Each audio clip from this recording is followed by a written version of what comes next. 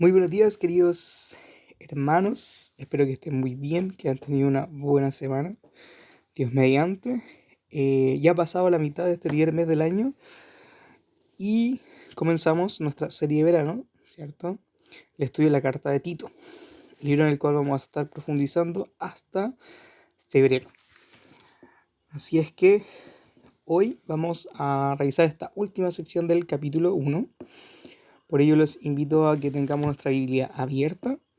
Y ante todo, le pidamos al Señor de su guía para comprender este mensaje y también que podamos tener nuestros corazones sensibles a ser desafiados por Dios esta mañana. Así que oremos para comenzar. Amado Padre, te damos muchas gracias por este día, gracias por poder reunirnos, por poder tener este espacio para compartir y estudiar de tu palabra. Te pedimos en esta mañana de tu guía para entender este mensaje. Y también que hagas tener corazones sensibles a escuchar tu palabra, a ser desafiados y a que nuestras vidas sean transformadas por tu evangelio, Señor. Te damos muchas gracias y te pedimos por este tiempo en el nombre de Jesús. Amén. Bien, entonces para comenzar, actualmente, ¿cierto? Como sociedad vivimos en la denominada sociedad de la información, ¿ya? Donde en cada minuto podemos acceder a gran cantidad de datos por medio de internet y de las redes sociales, ¿no? Incluso nosotros mismos ahora podríamos estar, ¿cierto?, compartiendo o difundiendo información de diversas fuentes, algunas oficiales y otras más informales, ¿ya? Y en este contexto, en este marco, existe un fenómeno que se llama o se denomina, ¿cierto?, noticias falsas o las fake news, que es cuando se publica, se comparten, ¿verdad?, sucesos, datos, afirmaciones que son mentiras o que han sido manipulados, pero que alguien cree, ¿cierto?, y se difunde principalmente en las redes sociales o a través de la conversación, ¿cierto?, que tenemos el día a día, ¿ya? En general, por ejemplo, se utilizan bastante cuando hablamos del ámbito político, ¿sí? Hubo hartas, por ejemplo, fake news cuando fue el tema del plebiscito para la propuesta de constitución. Y el año pasado, por ejemplo, también cuando fue el tema del censo, ¿ya? Entonces habían ideas, por ejemplo, como que el censo era inconstitucional porque afectaba la privacidad de las personas, ¿ya? Y hay toda una regulación de lo que se mantiene como información reservada, ¿cierto?, de estos datos. También un tema ahí de que no se podía pedir el root o el nombre completo, ¿ya? Y otra serie de afirmaciones que cuestionaban en particular a este censo durante este gobierno, ¿ya? Entonces esas cosas surgen, ¿no? Buscando también en internet otros ejemplos, por ejemplo, aparecía el de un influencer argentino que en un medio declaró que en Chile la ley de infancias trans propone que un niño de 3 años sea hormonado, por ejemplo. Y eso no existe en nuestro país, no existe tal ley que se menciona ahí. Entonces, ¿cuál es el peligro que tenemos con estas situaciones en donde tenemos gran cantidad de información? Es que primero hay medios y personas, ¿cierto?, que presentan y socializan estas falsas noticias. Y en segundo lugar, hay personas que lo creen, ¿no? Y que lo comparten, lo validan porque lo vieron en un video de TikTok o en Instagram, ¿cierto?, como publicación. Entonces, cuando pensaba en esto de las falsas noticias, también decía y miraba así como en la antigüedad, cuando estaban las primeras iglesias, ¿existirían, se difundirían noticias falsas?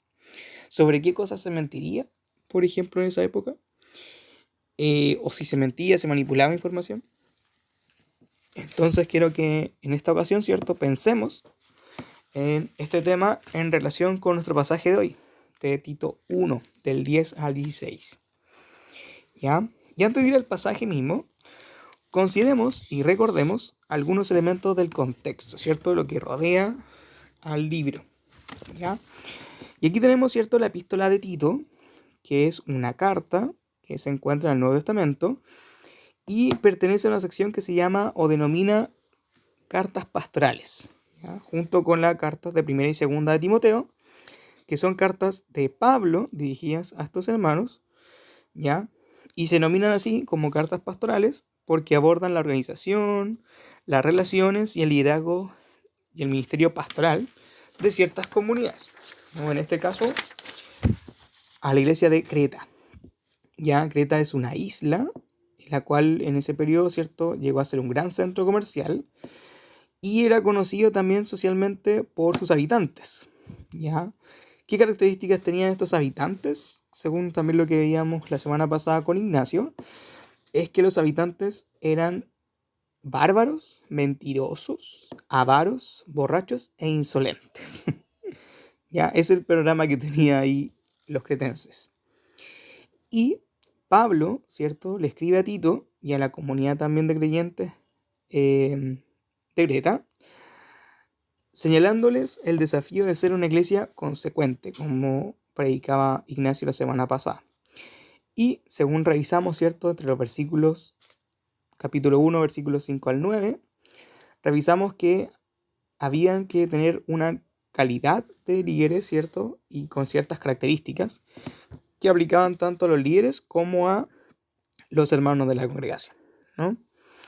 Y ahí entonces leemos que el liderazgo debe ser irreprensible, honesto, hospitalario, sensato y disciplinado, ¿no? Todo aquello que suena muy bien era un desafío y era un aspecto muy contracultural respecto a los cretenses por las características que ya mencionamos, ¿no? Su mala fama a nivel ético, ¿no?, a nivel personal de este pueblo. Entonces, para comprender esta sección del capítulo 1, versículos del 10 al 16, que es la continuación de lo que revisamos, vamos a tomarnos como idea central, ¿cierto?, la frase: para mantenernos sanos en la fe, debemos enfrentar a los hipócritas y falsos profetas. Para ello, entonces, vamos a dividir el pasaje en 3 secciones, ¿ya?, que nos muestran un poco de cómo deberíamos enfrentar esta situación, ¿cierto?, la de los falsos profetas. Y lo hemos dividido en la primera sección, los versículos 10 y 11, callando a los falsos profetas, los versículos 12 al 14, reprendiendo a los falsos profetas, y los versículos 15 al 16, reconociendo a los falsos profetas. ¿Ya? Entonces vamos a comenzar por la primera sección, obviamente, callando a los falsos profetas, versículos 10 y 11. ¿Ya? Para entender mejor esta sección, vamos a retomar un poco del último versículo que revisamos la semana pasada, el versículo 9, cuando Pablo indica que un líder debe apegarse a la palabra fiel, según la enseñanza que recibió, de modo que también pueda exhortar a otros con la sana doctrina y refutar a los que se opongan, ¿no? En esta frase, en esta afirmación, Pablo, ¿cierto?, deja en claro la relevancia que tiene el liderazgo de tener una sana doctrina en el Evangelio, ¿no? Y luego conectamos con el versículo 10 porque nos entrega la razón, el por qué era tan importante esto, e inclusive en varias versiones, como por ejemplo Reina Valera, el versículo 10 comienza con el por qué, pero en la versión, ¿cierto?, NBI se pierde, no aparece este conector. Entonces, ¿por qué el pastor debe exhortar con sana doctrina y enfrentar a los que lo opongan? Y ahí la respuesta, ¿cierto?, viene en el versículo 10 que nos entrega la causa. Porque, y es que, hay muchos rebeldes, charlatanes y engañadores, especialmente los partidarios de la circuncisión, ¿no?, que en otras ediciones también se mencionan como habladores vanos. Vanos puede ser, ¿cierto?, de vanidad, de cosas superficiales, o vanos también de algo vacío, sin sentido, inútil, ¿ya? Y esto nos muestra que hay una preocupación por estos falsos profetas, ¿cierto?, que estaban dentro de la iglesia, y hay varios elementos que preocupan. Por un lado está la gran cantidad, dice que hay muchos, ¿no?, que es un dato no menor, no es solo un par de personas, sino que hay varios hermanos que están señalando, ¿cierto?, esta falsa información. También nos dice que son desobedientes a Dios y que hablan sin ningún propósito útil, no están construyendo, ¿no? Y algo que también, ¿cierto?, se destaca acá como una mayor preocupación es aquellos que tenían la creencia en la circuncisión, ¿no? En entender que fuera necesaria para ser salvos, ¿ya? O que era una marca distintiva de excelencia que los posicionaba, los distinguía de los demás creyentes, ¿ya? Sobre esto, ¿cierto?, esta idea de los falsos profetas, Jesús ya había advertido de este tema, ya tal como lo leímos en Mateo 7, versículo 15, dice: cuídense de los falsos profetas, vienen a ustedes disfrazados de ovejas, pero por dentro son lobos feroces, ¿no? Y ahí tenemos ya este tema de que no era una problemática solamente de Creta, sino que habían ciertos antecedentes en otras épocas, en otros periodos y lugares.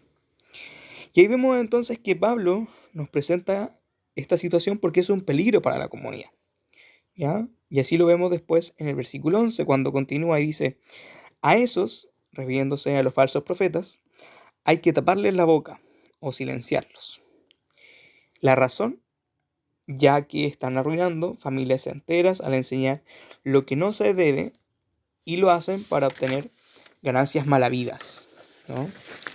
Y acá entonces vemos la importancia de la comunidad, de la iglesia, como mencionaba ahí Ignacio también la semana pasada. Porque en este caso, ¿cierto?, la comunidad se estaba viendo afectada porque surgían estas mentiras, estas creencias, ¿cierto?, sobre la circuncisión, por ejemplo, que lo que generan es confusión y división en las familias de la iglesia, ¿no? Lo que también, obviamente, a nivel mm, iglesia o comunidad, podía también generar tensión, confrontación, y todo por motivos egoístas, porque esta gente, ¿cierto?, le interesaba obtener dinero a partir de la caída de otros, ¿no? No estaba centrado en la extensión del evangelio, sino en solamente sus fines particulares. Entonces, frente a esto, se evidencian dos aspectos, ¿cierto? Por un lado, tenemos la importancia de callar a estos falsos profetas, porque traen consecuencias negativas para la iglesia, ¿no? División, separación, problemas. Y por otro lado, también la necesidad de tener líderes íntegros que conozcan la Biblia, la palabra, el Evangelio, ¿ya? Ante esto, entonces, a nosotros como lectores se nos invita a que estemos estudiando la Biblia, orando la Biblia. Seamos también capaces de reconocer cuando escuchamos mentiras o interpretaciones que se alejan de la palabra. Y también que podamos distinguir esta información verdadera y no, ¿cierto? De también en la actualidad reconocer esta gente que tiene mensajes de vendehumos, ¿no? Que nos dicen cosas vacías y que finalmente nos alejan del Evangelio. ¿Ya? Vamos entonces a continuar con la segunda sección, reprendiendo a los falsos profetas del 12 al 14. En estos versículos entonces Pablo va a profundizar en este asunto recurriendo a un mismo cretense, ¿no? A alguien que tenía una validación quizás o un conocimiento de la cultura desde dentro de la cultura, ¿ya? Y que va a describirnos la realidad de estos falsos profetas. Entonces dice en el versículo 12 e inicio del 13: fue precisamente uno de sus propios profetas el que dijo: los cretenses son siempre mentirosos, malas bestias, glotones, perezosos. Y es verdad, ¿cierto? Y como también lo revisamos la semana pasada, ¿cierto? Esta frase corresponde a Epiménides. ¿Quién fue él? ¿Ya? Era un profeta, un poeta, ahí sí, y reformador original de Knossos, de Creta, conocido por sus predicciones y sabiduría. Por ello, ¿cierto? Aquí Pablo lo cita, recurre a esta afirmación para mostrar el carácter ético que tenían los cretenses y desde la voz de un compatriota, de alguien que era de la isla, ¿no? Y no de un extranjero como lo fuera él. Entonces, como ya vimos, estas características, ¿cierto?, eran conocidas por la región. Los cretenses sabían que eran mentirosos, lo distinguían, ¿no? Y si pensamos, ¿cierto?, en el contexto que mencionábamos anteriormente, no sería extraño encontrarnos con falsos profetas en la iglesia en Creta, ¿ya? Porque sabemos de que la cultura cretense era mentirosa, perezosa, ¿cierto? Pero aún así tenemos que considerar lo que se nos menciona en la Biblia, que es que la iglesia está inserta en la sociedad, en la cultura, pero no debemos ser como ellos, no debemos ser como los demás, hay que diferenciarse, ¿ya? Por ello Pablo entonces siente una preocupación por el evangelio que están escuchando los cretenses, por a quienes están haciendo caso, ¿cierto? Y así lo leemos después en que en los versículos 13 y 14 nos habla de qué hay que hacer con estos hermanos, ¿no? Antes nos mencionaba que había que callarlos, ahora nos dice en el versículo 13, por eso repréndelos con severidad a fin de que sean sanos en la fe y no hagan caso de mitos judíos ni de lo que exigen esos que rechazan la verdad. Vemos entonces aquí que los falsos maestros debían ser reprendidos severamente, en forma decisiva. Incluso quizás tendrían que echarlos de la iglesia. Porque obviamente estaban generando división, problemas al interior de la iglesia. Y quienes tenían que reprenderlos eran los líderes o los ancianos de la iglesia, junto con Tito. Le dice en el texto, repréndelos tú. ¿Ya? Esa era su tarea, su misión que había sido encargado. Y esto con una finalidad, ¿cierto? ¿Para qué hacer esto? Para que lleguen a ser, como dice ahí, ¿cierto? Sanos en la fe, reales conocedores de la palabra de Dios. Que no le sumemos, ¿cierto? Algo al mensaje. Entonces, como señala en el versículo 14 luego, ¿cierto? Estas mentiras se van a entremezclar con órdenes, con creencias, cuentos, mitos de los hombres, ¿no?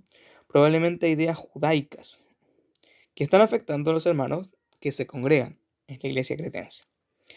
Ante esto, entonces, hoy pensemos, ¿qué seguirá de los porteños, ¿cierto? De los de Valparaíso o de los chilenos. Y si pensamos como iglesia, ¿mostramos alguna diferencia con respecto a los demás? ¿O estamos igual a la sociedad, estamos mimetizados con los demás chilenos?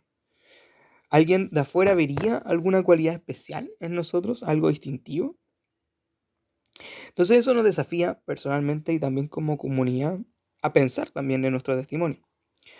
Por eso, como vemos acá, tenemos la tarea de corregir a aquellos que declaran ideas falsas o creencias que han sido moldeadas por el pensamiento del hombre, ¿no? Y que difieren o se separan, ¿cierto?, de lo que Dios entregó. Pero solamente vamos a ser capaces de hacer eso cuando conozcamos y estemos firmes en la enseñanza de la palabra. Si no, no podremos darnos cuenta y podremos caer también en estos falsos profetas. Vamos al tercer punto. Reconociendo a los falsos profetas, versículos 15 a 16. Última sección de este pasaje del capítulo 1. Ya vimos entonces que los falsos profetas confunden a la iglesia con mentiras y engaños respecto al evangelio, por lo que deben ser silenciados y reprendidos. Ahora veremos que no es solamente a través de la palabra que ellos muestran su quehacer, sino también a través de las acciones que nos van a permitir reconocer a estos falsos profetas. Por ello, Pablo cierra esta sección indicando lo siguiente, versículos 15 al 16. Para los puros todo es puro, pero para los corruptos e incrédulos no hay nada puro. Al contrario, tienen corrompidas la mente y la conciencia. Profesan conocer a Dios, pero con sus acciones lo niegan. Son abominables, desobedientes e incapaces de hacer algo bueno. ¿Qué significa todo esto? Primero, ¿cierto?, que los engañadores mantenían ciertas ideas legalistas respecto de lo que es puro o lo impuro, ¿no?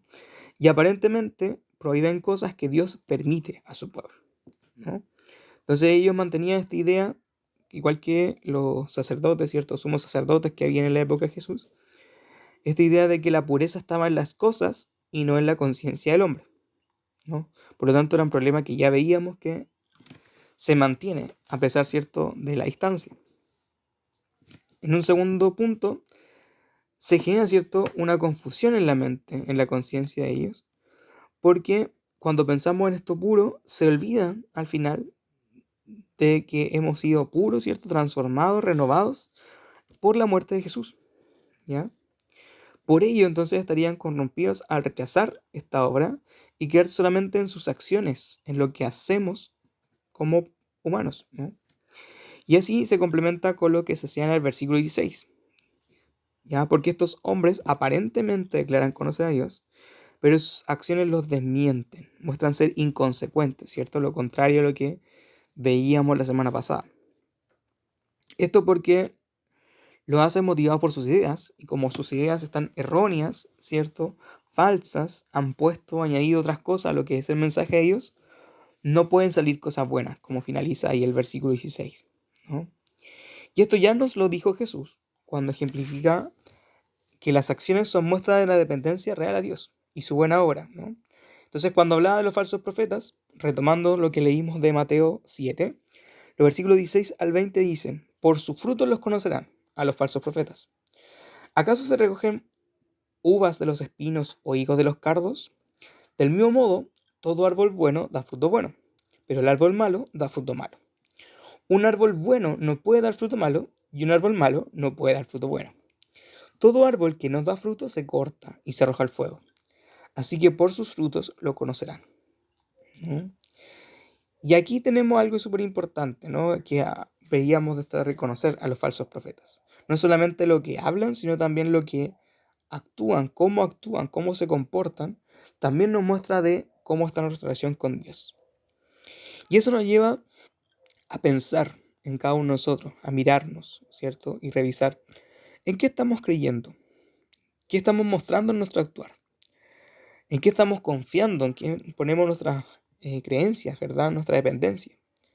¿Aún confiamos en nuestras acciones y no olvidamos del sacrificio de Jesús y su salvación? ¿Cómo estamos viendo hoy? ¿Cómo estamos cada uno, ¿cierto? En nuestro quehacer. Son preguntas que tenemos que hacer. Finalmente, entonces, retomamos esta idea al comienzo de las noticias falsas o las fake news. Ya hemos podido ver, ¿cierto?, que las mentiras en esta sociedad de la información abundan. Están en distintos temas, incluso en el ámbito de la iglesia, respecto al evangelio, ¿no? Hoy hay muchos influencers, personas, ¿cierto?, que hablan del evangelio, pero también tenemos que ser capaces de evaluar si es que en realidad son sanos en la fe, que tienen una sana doctrina, ¿no? Y para mantenernos en esta sana doctrina, centrada realmente en lo que Dios nos presenta por su palabra, nos desafía a estar estudiando, estar orando, informándonos, volviendo a la Biblia, conociéndola. Porque cuando no conocemos, cuando nos olvidamos de esto, cualquier cosa que nos digan, ¿cierto? Podemos creerla, podemos hacerla realidad, la podemos añadir. O nos pueden decir, oye, en realidad parece que no es así, dice otra cosa. Pero solo si nosotros somos capaces de volver, ¿cierto?, a la Biblia, a la palabra de Dios, podemos reconocer cuando estemos frente a falsos profetas o a ideas, mentiras, ¿cierto?, que puede estar en las redes sociales, en el internet, y que puede ser que a simple vista pareciera ser que se está predicando el evangelio, pero que son manipulaciones o información que se moldea a la voluntad de quien lo emite. Por ello entonces tenemos la obligación de mantenernos firmes en la fe para poder reconocer, enfrentar, silenciar, y corregir a los falsos profetas, a sus mensajes, que solo generan confusión y división al interior de la iglesia de Dios. Así, entonces, para finalizar este domingo, pidámosle a Dios estar atento a su predicación, a vivir vidas consecuentes, que marquen la diferencia de ser hijos de Dios, que podamos mostrar a los demás que confiamos en el Evangelio, que hemos sido transformados por el sacrificio de Jesús. Así que, hermanos, los invito a que oremos juntos para terminar este tiempo de estudio. Amado Padre, te damos muchas gracias por poder reunirnos, gracias por poder estudiar tu palabra, gracias porque tú nos permites conocer de tu mensaje, Señor. Y si lo entendemos, es gracias a ti. Y todas las cosas buenas que hacemos no es por nuestras acciones, no es por nuestro corazón, sino que es por tu voluntad, Señor, porque tú no lo permites, tú nos permites actuar bien para otros, Señor. Te damos muchas gracias porque nos permite estudiar esto, nos permite adentrarnos en esto y ayúdanos a animarnos a estar estudiando tu palabra, a estar buscando más de ti, depender más de ti, Señor. Porque incluso tú nos dices en tu palabra que para perseverar en la oración tenemos que orar, motivados por ti, porque tú nos vas a ayudar, Señor. Ayúdanos, Padre, a enfrentar y conocer estos falsos profetas, estas mentiras que se nos dicen de ti, de tu evangelio, y que solamente podemos reconocer cuando estamos en ti, Señor. Te damos muchas gracias por este tiempo. Ayúdanos a recordar día a día de estos mensajes, de tu mensaje, Señor, y de poder enfrentar aquellos que solamente generan confusión, división en nuestra iglesia, Señor. Te damos muchas gracias y te pedimos para que nos guíes en esta semana, en el nombre de Jesús. Amén.